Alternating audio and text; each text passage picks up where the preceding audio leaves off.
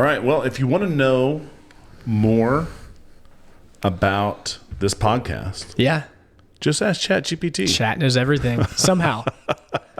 I wish you could get should ask it where did you pull? Did you listen to the episodes? Did you pull it from somewhere? Yeah. What's the what were we doing? So I'd be curious, for all of our listeners out there, and it seems like I don't know how this works. Yeah. Especially when we first started out, numbers didn't mean anything to me, but now I look at numbers and I was surprised at how fast our YouTube numbers went up. And our Spotify numbers were meh, and our YouTube numbers have kind of plateaued. Yeah. I'm I know we were. Yeah, that's true. We were getting subscribers, and it was going up crazy, very routine, right, and then it has definitely leveled off. Yeah, just kind of plateaued. But our Spotify, yeah, it's we're getting 6 a month or something. I don't know, which is it's slow growth. But everything I've read, not that we're probably not going to be the next Wes Huff.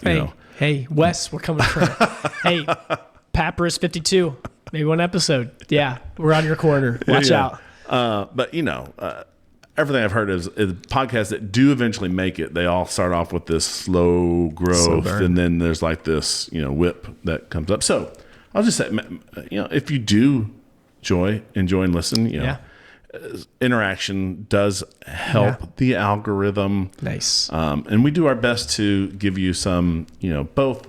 I think our goal is not seminary. Yeah. But not, nothing. That's true. Nothing. Yeah. Not nothing, but not. It's great. I mean, because sometimes when I think of a podcast, I do think you are very deep doctrinally, but just I think everything Chat said was very positive about you, but I'm inserting negative. You're just cold and unrelatable, and So the backstory, I don't know why she did, but Chloe was just ask ChatGPT about our podcast, and it came up with what I would consider some surprisingly accurate descriptions of the podcast and of our personalities. And some of, I wonder, because it can pull, we have some stuff on our webpage. We should probably promote our webpage, but it's in the doobly-doo below. We do have a webpage where you can kind of go back and see all of our podcasts and stuff and see stuff like that. But so there's some biographical stuff there. There's some biographical stuff on our church's website that it can pull. So I wonder, is it just okay, given Michael's educational background and the things he put that he likes. Oh yeah. Does it extrapolate? This is the kind of guy he's going to be. Because I have it up right now. It says you're thoughtful and analytical. Your background's in engineering and philosophy. Loves deep theology and apologetics. It also does say warm and relational, so we don't minimize that. So you get it.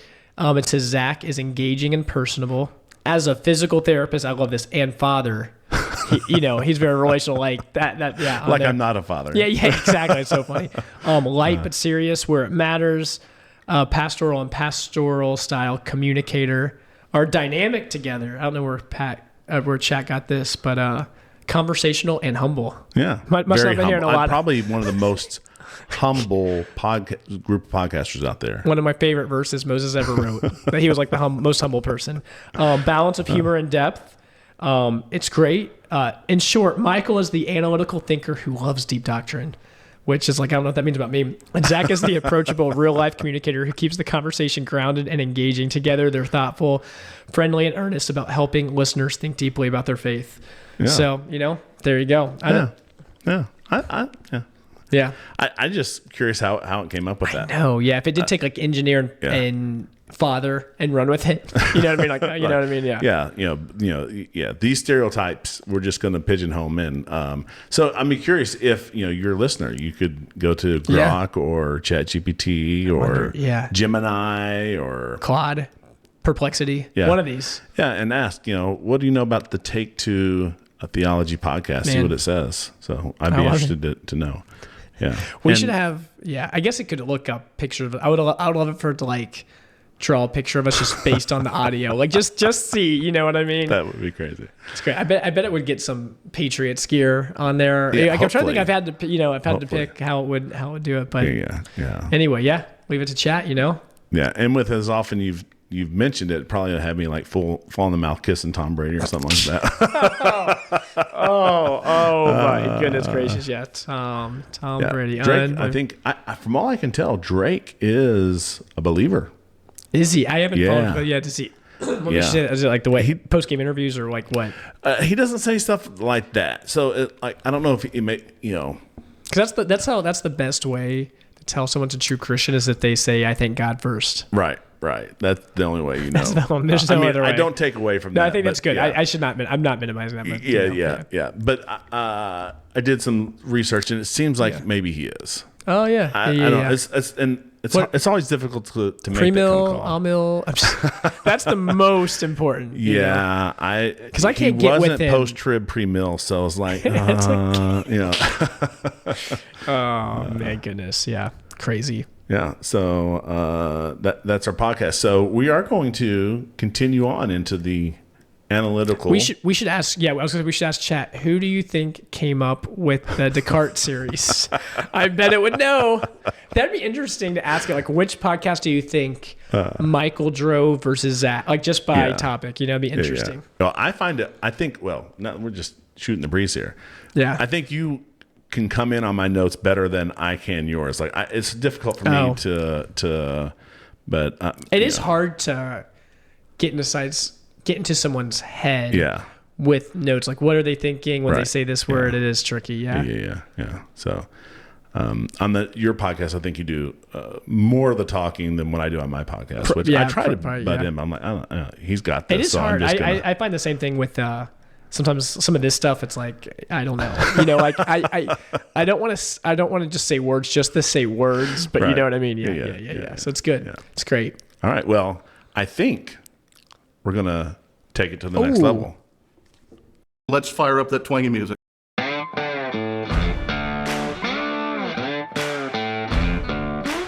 From the hearts of the Low Country in South Carolina, it's the Take Two podcast, where we take theology to the next level. All right. I think Therefore I Am, maybe a quick reboot, just a recap. We talked about Aristotle. And how he was the third of these huge philosophers, had a big impact. His writings were lost, refound around 900 in the Islamic world-ish. And then that started floating into the European world around 1000 or so. By 1100, he's translated. He's in these universities. You could refer to him as the philosopher. And people knew who you were talking about. And really, he reigned supreme for 200, 300 years till we start getting some cracks. We talked about William of Ockham and some, having some philosophical differences. And then we have this Copernican revolution. Boy. We kick out all of his bad science, physics, and we also kick out the metaphysics. So it's this time of like, how do we know what we believe? And we talked last time about these two schools of thought, the idealist and the empiricist. The empiricist would say we learn everything from physical interactions. Idealists would say what we really should do is find some true ideals, like geometry axioms, and build on those, like just logically build up. Gotcha.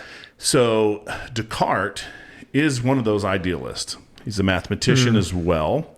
And so this method really sits well with him. And so because there's this turmoil over what we can believe, what we shouldn't believe, our senses being lied to, because we can see, we can show times where they're... Yeah, perception is weird. Yeah. And so that's what he starts doing. So he writes a book called Meditations. And if you're interested, it's not that difficult of a read. Not interested. No, just kidding. You're not really interested. No, is it like a big textbook, or is it like a skinny 100-page book? Yeah, it's like probably something like this? About that size, maybe. That's not too bad. Yeah, about that size of a book. So we're talking maybe 128 pages. Now, you might have to. read it read a paragraph a time or two. Yeah. But if you can keep up with today's discussion, you should generally be okay. And what he is seeking is, what are those axioms that we can build up from? Like the absolutes that you can take to the bank. Right. And if you can get enough of those, you're good. Right. Okay. Yeah. Something that's indubitable. What a great word. Yeah. Can't doubt it. And so the goal isn't necessarily probability or plausibility, but absolute certainty. Same stuff to come by. Couldn't not doubt this. And he goes through all of the things that he thinks that he could put in the place of this, and he can find some way that he can doubt it. Yeah, because almost everything, in a way, can fool you. I mean, or a lot of things can. Yeah. I've been fooled just by, like, you think you see something, but you don't, or the glares like this. Right. Or have you been to, like, a science museum? It's like, is this coil hot or cold? If they're, like, back to back to back, or it's like you can't really tell. Right. And then he's a little bit ahead of his time, these thinkers, because they actually propose something like the movie Matrix. Like, this could all be an illusion. We could be... Nothing that we are experiencing physically could actually be real. Maybe there's this very powerful bad entity, we call it a demon, who is really tricking all of us. So that's what they're trying to get through. So he adopts what he calls a methodological doubt. He is going to doubt everything and not trust it if it can be doubted, even if the doubt is only possible. And the doubt is epistemic, not practical or psychological. So he suspends belief in sensory knowledge. I won't trust anything that I can sense. Because it could be an illusion. You could be dreaming, for all you know, like this. Yep. He suspends belief in mathematical truths. Like, maybe there's an evil demon who has tricked us into believing all the mathematical things that we believe. They're saying 2 + 2 is 5. Yep. And that's just what you're building off of. Mm-hmm. He suspends belief in the real physical world. Like, maybe this world doesn't exist. If you listen to William Lane Craig, I'll make a reference to a Bosemon brain, but basically this brain that is in some type of metaphysical or some type of vat or something that thinks it's sensing stuff, but it's not really. So, there's other people. He doubts the existence of his own body. So he's just doubting everything. And so he introduces these progressively stronger skeptical scenarios, sensory deception. Sometimes our senses deceive us. The dream argument or the matrix argument, an evil demon. And the result is that everything that depends on perception, inference, prior assumptions is placed in doubt. That's a lot of things. It's a lot of things. And that's why, like, a Thomist would be like, this is not good. Because you have to be ground. You can ground in certain things. Yeah, if you can't trust your senses, then how can you trust anything? Yeah. But and I think there's a case to be made here that while we can trust our senses, what he's going to get to, you can trust even more than your senses. Gotcha. It's got a higher certainty of trust, and generally, probably not. Dr. Thomas may not say I'm a Thomist. Dr. Bridges may not say I'm a Thomist, but I think I am. But I still find this to be useful. Okay. So that's the problem too. People get in their lanes. You know what I mean? You can't just take the best. If it works. All the Thomists say this is bad, so as a Thomist, I'm going to also say it's bad. Like, no, I find use in this, but nevertheless. So while doubting everything, Descartes notices something that's unavoidable. Doubting is a type of thinking. So even if you're doubting, you're thinking of doubting. Right. And so thinking requires a thinker. And so this realization is like, even if there is a demon who's deceiving him about everything else, and he's doubting everything else, the deception itself presupposes that there is someone there who's being deceived. And this was the problem with Daniel Dennett's, the consciousness is just an illusion bit, because for there to be an illusion, there has to be someone who's being deceived. Yeah. So you can't deny the someone somewhere, because if our you're taking away the someone who's supposedly being deceived that they exist. So, this would cut right through that type of thinking. So therefore, the very act of doubt confirms the existence of the doubter. So it's kind of a... So I might be wrong if something's hot or cold, but I'm feeling something or I'm thinking something. Like something's happening. Yeah, I'm thinking something. Yes, right? whether I am it's a thinker. right. Yeah. Right.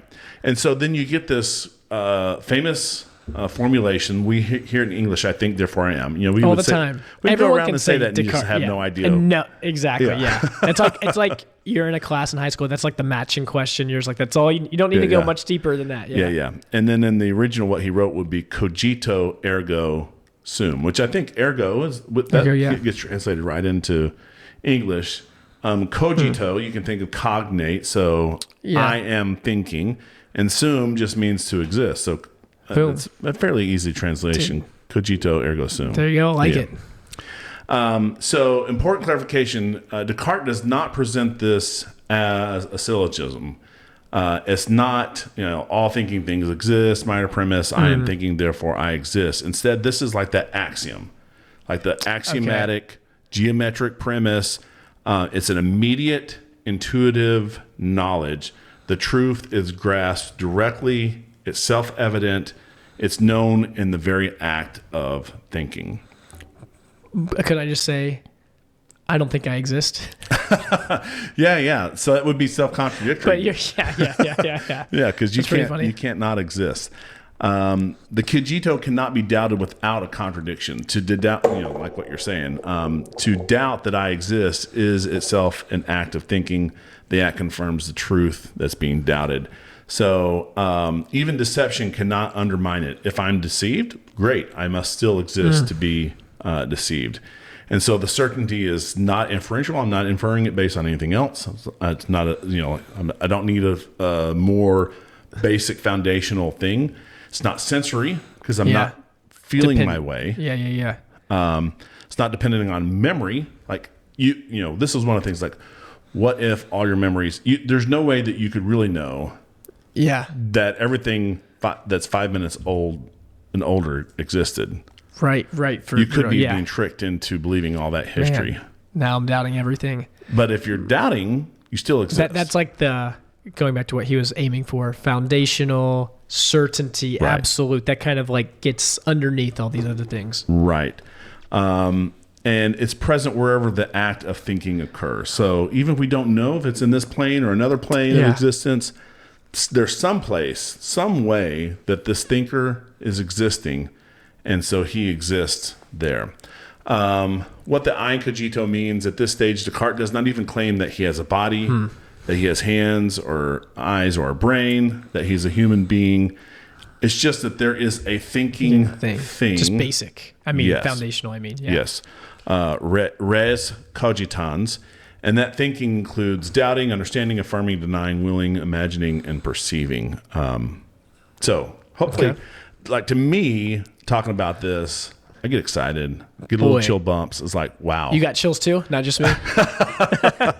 Like, all those other things can be that false. makes sense. I think, therefore I am. Yeah. Foundational.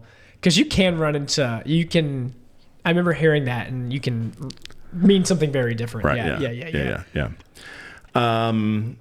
The cogito's certainty is moment by moment. I exist is true as long as you know that you're thinking or doubting. So when you're sleeping, maybe you're dreaming. I guess if you're dreaming and you're thinking, then you could say you're existing. Their strain is deliberate. He avoids smuggling in assumptions about persistence or substance. Those will be argued later. So we're just trying to get that very basic geometric axiom here. The cogito is clear, it's present, accessible to an attentive mind. It's distinct, it's separable from other ideas. So this becomes a criterion of truth. Whatever is perceived clearly and distinctly is true. The cogito is a paradigm case of being able to be clearly and distinctly perceived as true. Now, there have been philosophers that come after and have tried to pick on this definition of truth. So if you read through Meditations, you'll hear this definition, like the test is clearly and distinctly true. Oh, okay. And so some people have said, well, we don't think we agree with, Descartes when he said this wasn't clear or that this is clear, those types of things. So that is a definition that you're going to have to decide for yourself whether you think Descartes has handled it well. However, the reliability of the criterion still requires justification. Justification comes later in the proof of God's existence. So we are leading up to a proof that God exists. Okay.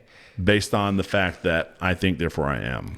It's great because I think I mentioned this on the last episode of this, that I've read stuff going both ways where people are like, Descartes the worst because it was like the beginning of introducing not God things, but he's coming from a God perspective. Oh yeah. Because it's saying, oh, why don't we just? I think what some people get at, like, why don't we just start with Scripture? Like, you know what I mean? Like, you know what I'm saying? It's that's like the mindset behind it versus the philosophy. But these same people also can be critical of Thomists. Like you know what I'm saying? They're why are we doing why are we metaphysics, like philosophy? Like, what are we doing? You know what I mean? We have God's word. Why are we judging God? Exactly. Who are you, oh man, to put God in the judgment box, right? That kind of thing. Exactly. So it's kind of something you're talking about earlier. Like, why can't you just things are true about philosophy, metaphysics, like we can say these are good, like you know what I mean, like right. And the part of the problem here was these are people who are going to push, and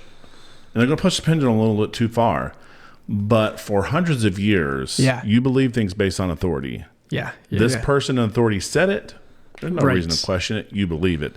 And so there's this time where like we don't want to believe that anymore. Like, I want to verify this some way. So that's part of this Enlightenment theory, part of like the critical way of interpreting the Bible. We're not going to believe all of these people who told us that Matthew was first, and then Peter copied Matthew and Luke to get all comes Mark. Back. There you go. That it all comes out of this push against, we want the evidence to speak for itself, and so this is part of that. Now, just as we're kind of taking aside from the notes, I think it's curious that we've had 2 congregational meetings, 2 testimonies. Apologetics. And both of them said, apologetics led me to Christ. That's pretty crazy. Yeah. I'm like, yeah. So, that's great. And I come from such a different place where I've always had an interest in apologetics, but I was never I'm always rooting for the home team, so to speak. Like, I've never been I don't think I have more reason to think God is not real than real. You know what I mean? It's so fascinating to hear people it's these arguments and they're listening and it won them over. You know what I mean? So that's pretty cool. I guess he was saying more cult apologize. I don't know if you followed up with which podcast do you listen to? I meant to ask. I'm guessing. Well, when he said cult, I'm thinking Jeff Durbin. That's I'm thinking the classic, James White. Because they deal with those. So maybe so maybe he's a presuppositional, apologist, because that's what they're going to be. But don't, by what standard, don't put God in the judgment box. Who are you, old man, to judge? But the Bible tells us to judge. So I'm just being obedient to what God said. Amen. You're like, hey, if you don't believe me for this, believe me for the miracles that I'm doing. Right? And then who did Jacob say he listened to a lot? What was that one guy's name? I think I can't remember. Did he say William Lane Craig? He mentioned William Lane Craig. He mentioned another guy too, not to side roads, but I was like, oh, that's so interesting. Yeah, that both of them did mention listening to hours and hours and hours of apologetics. That's cool. Yeah. So coming back to our notes, what the Cogito does not establish, it doesn't establish the existence of the external world. So just because there's a thinker doesn't mean there's an external world. It doesn't establish the other minds, the reliability of systems. It doesn't even establish the existence of God yet. We're going to build on that to get there. It doesn't establish the body-mind relationship. It only establishes the fact that there is something that is thinking. Something that is thinking. Yeah, it's a foundational, basic thought. And that's at least right now, that's all it's doing. It is very foundational. It's underneath everything, but that's all it's doing too. Yeah. That's its only role right now. So the Cogito shifts philosophy from metaphysics of being to epistemology of certainty. The external realism to subjective centered foundation. So, and this is part of the problem that Thomists have with it is once you doubt all that other stuff, you've given it all away. Yeah. There's no way to get back to it using the same logical principles that you did. All you know is that you exist, and you have no real reason to think that even other people exist. So you'd say you'd never get out of solipsism. Solipsism is the idea that you are a mind that exists and no other minds exist, and everything else you see is just like your own dream or some, you're in a make me up type of thing. But I don't think it is quite as bad as that. It inaugurates some modern philosophy. It inaugurates the real rationalism, the primacy of consciousness in epistemology. There are later responses. Locke questions the nature of self. Hume denies a substantial self behind perceptions. Kant will reframe the I think as a transcendental condition, not as a substance. So there are responses to this. So it's not like anything in philosophy is not one and done. That's right. Yeah. All right. So how do we get from a thinking thing to God? So that's what we're going to lead up to. Okay. And we're going to end with this. Okay. And then part 3, we'll look at some of the critical responses to the cogito ergo sum, and then how you might defend it against some of those. So if a thinking thing exists, this is secured by the cogito. There's doubting, there's affirming, there's reasoning, presupposition by the thinker. The premise is epistemically minimal and does not assume bodies, sense perceptions, or the external world. Some of this is repetitive because it's self-contained. Exhaustive ontological division. Anything that exists must either exist contingently or it must exist necessarily. Those are like you're saying, only 2 categories. You got to fall into one of these buckets. Right. By the law, Descartes doesn't. He assumes the laws of logic. I think there are other axioms that you could bring into this. So you could have the cogito ergo sum as one of your axioms, and the laws of logic. The laws of logic are X is X, X is not X. Okay. And there's the law of excluded middle, so that there's only X and not X for well-defined X.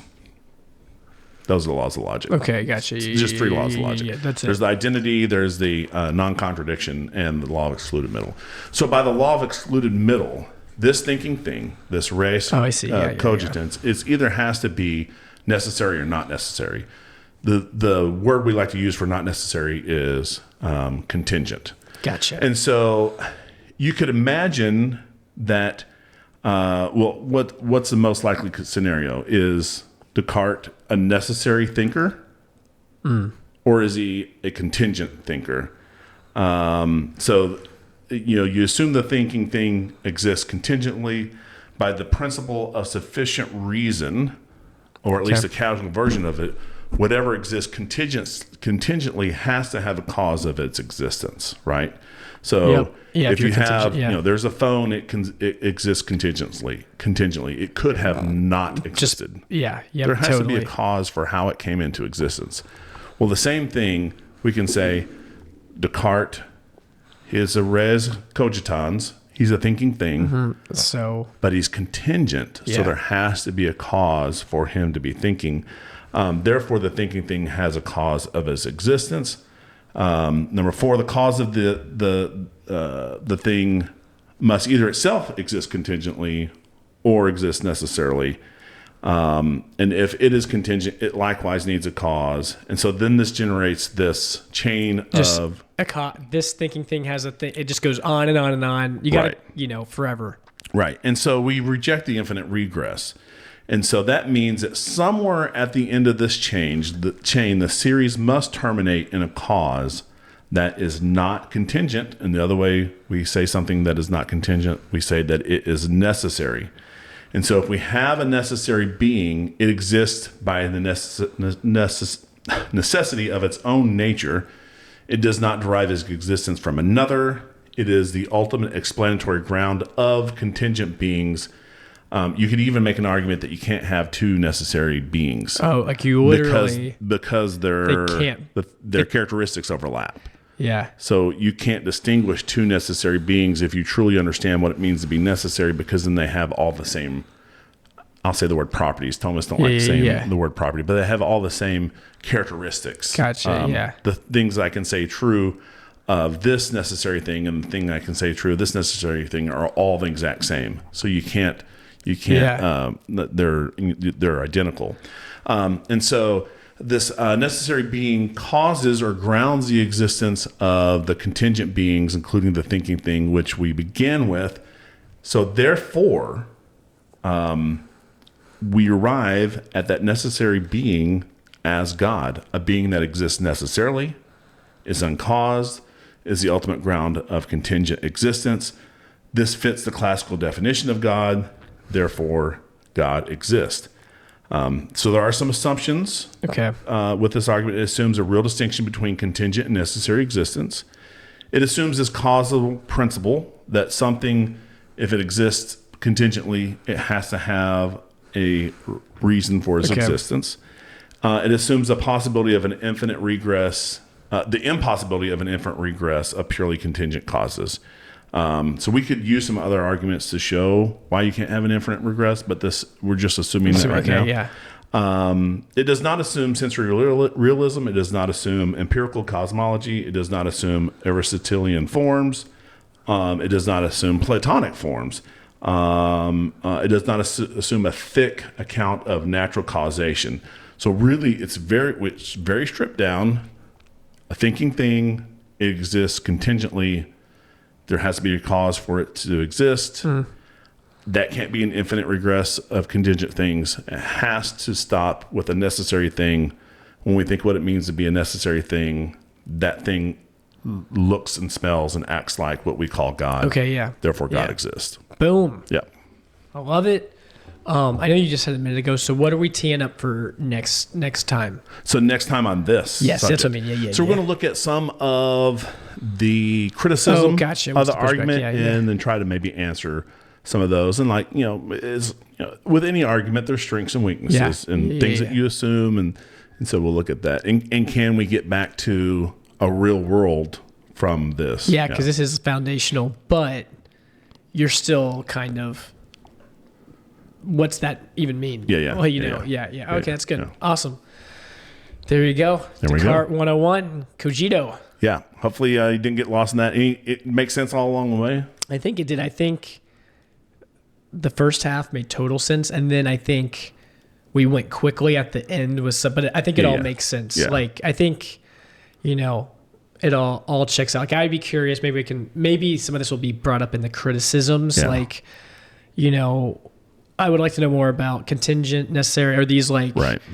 What are your other anyway? But I think they all make sense. Yeah. So it's good. Yeah. Sort that through. All right, that's our take. Thanks for listening to Take Two. Find us wherever you find podcasts and on YouTube for those who want to watch our videocast.